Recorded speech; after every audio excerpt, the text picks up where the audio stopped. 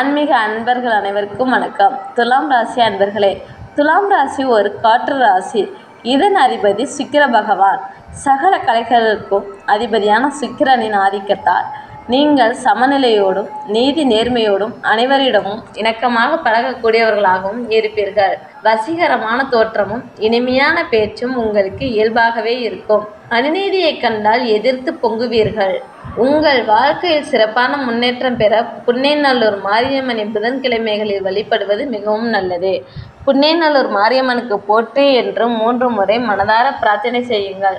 நீங்கள் நினைத்த நல்ல விஷயங்கள் விரைவிலேயே நடக்க நாங்கள் அம்மனிடம் உங்களுக்காக வேண்டிக் கொள்கிறோம். உங்கள் முயற்சிகள் அனைத்தும் வெற்றி பெற வாழ்த்துக்கள். இந்த மாதம் உங்களுக்கு மிகவும் சிறப்பான மாதமாக அமையும். பணிசுமை நீங்கும். சுக்கிரன் மற்றும் குருவின் சேர்க்கையால் திருமணம் தொடர்பான நல்ல செய்திகள் விரைவில் வந்து சேரும். இனிமையான மற்றும் மகிழ்ச்சியான பயணங்கள் உண்டாகும். புதிய ஒப்பந்தங்களில் கையெழுத்திடும் வாய்ப்புகள் ஏற்படும். குடும்ப வாழ்க்கையில் கவனமாக இருப்பது அவசியம். செவ்வாய் பகவான் 12ஆம் இடத்தில் மறைவதால் கணவன் மனைவிக்கிடையே சிறிய பிரிவுகள் ஏற்படலாம். இது வெளிநாடு அல்லது வெளி மாநிலம் செல்வதால் வரக்கூடியதாக இருக்கலாம். பணவரவு அபரிதமாக இருந்தாலும் செலவுகளில் கவனம் இல்லாவிட்டால் பற்றாக்குறை ஏற்படும். குரு பகவானின் அருளால் உங்களுக்கு செல்வாக்கு உயரும். சனியின் வக்கிர சஞ்சாரத்தால் புதிய கார் அல்லது சொந்த வீடு வாங்கும் யோகம் உண்டாகும்.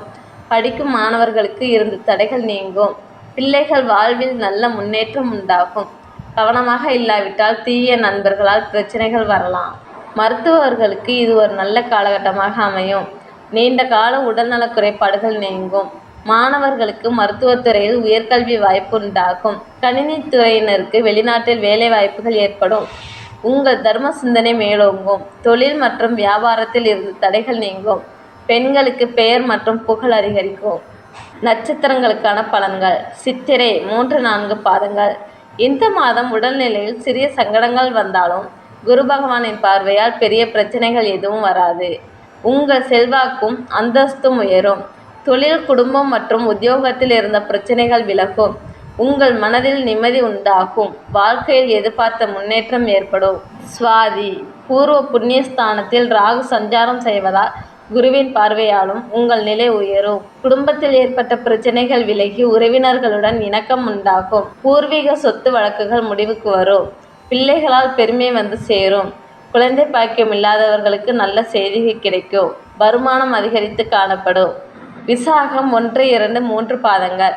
பாகிஸ்தானத்தில் குரு பகவான் சஞ்சாரம் செய்வதால் எடுக்கும் முயற்சிகள் அனைத்தும் வெற்றி பெறும். உங்கள் செல்வாக்கு உயரும்.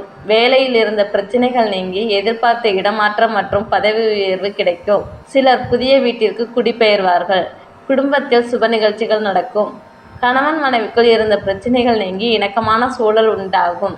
கடந்த கால பிரச்சனைகள் இப்போது உங்களுக்கு சாதகமான முடிவுகளை தரும்.